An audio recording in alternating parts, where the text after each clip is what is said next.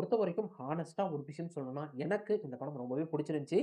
படத்துல இருக்க ஒரே ஒரு மைனஸ் பாயிண்ட் என்னன்னு கேட்டீங்கன்னா, 2 1/2 மணி நேரம் படத்த சுருக்கி 2 1/4 மணி நேரத்திலயோ, 2 மணி நேரத்திலயோ குடுத்திருந்தாங்கன்னா, இன்னமுமே படம் பரபரன்னு பத்திக்கிட்டு போயிருந்திருக்கும். உண்மையிலுமே படம் பத்திக்கிட்டு தான் போகுது. சில இடங்கள் பார்த்தீங்கன்னா, அந்த ரொமான்டிக் சீன் அது இதுன்னு சொல்லிட்டு கொஞ்சம் லெட் டவுன் பண்ற மாரி இருக்கு. அது தவிர படம் பார்த்தீங்கன்னா, ஃபர்ஸ்ட் ஹாஃப்பும் சரி, செகண்ட் ஹாஃப்பும் சரி, இன்டர்வலுக்கு இவங்க அரைவான விதமும் சரி, ரொம்பவே நல்லா இருந்துச்சு. படம் டோட்டலா நின்னது எல்லாத்தோட பெர்ஃபார்மன்ஸ் தான்.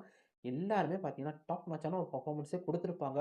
என்ன கேட்டீங்கன்னா, குரு சோமசுந்தரத்தோட கேரக்டர் இன்னும் கொஞ்சம் பெட்டரா எழுதியிருக்கலாமோ! அது பார்த்தீங்கன்னா, கொஞ்சம் ஐகானிக்கான கேரக்டர். அது இன்னும் கொஞ்சம் பெட்டரா எழுதியிருக்கலாமோ! சேத்தனுக்கு கூட ஒரு 2, 3 டயலாக் இருக்கும். ஆனா, குரு சோமசுந்தரத்துக்கு ஒரே ஒரு டயலாக்கோட முடிச்சுட்டாங்க. அது மட்டும் இன்னும் கொஞ்சம் பெட்டரா எழுதியிருக்கலாமோன்னு தோணுச்சு. ஆனா, இந்த படம் என்ன இம்பாக்ட்ட குடுக்கணுமோ, அது கண்டிப்பா குடுத்துச்சு. படத்துல நெறைய எமோஷனல் சீக்வென்ஸ் இருந்தாலும், அதெல்லாம் பார்த்தீங்கன்னா, கன்வே பண்ணக்கூடிய அளவுக்கு ஸ்கிரிப்ட் லைன் நீட்டாவே இருக்கு. இத தவிர படம் ஒரு பீரியட் படம் அப்டின்றப்ப புரொடக்ஷன் டீம்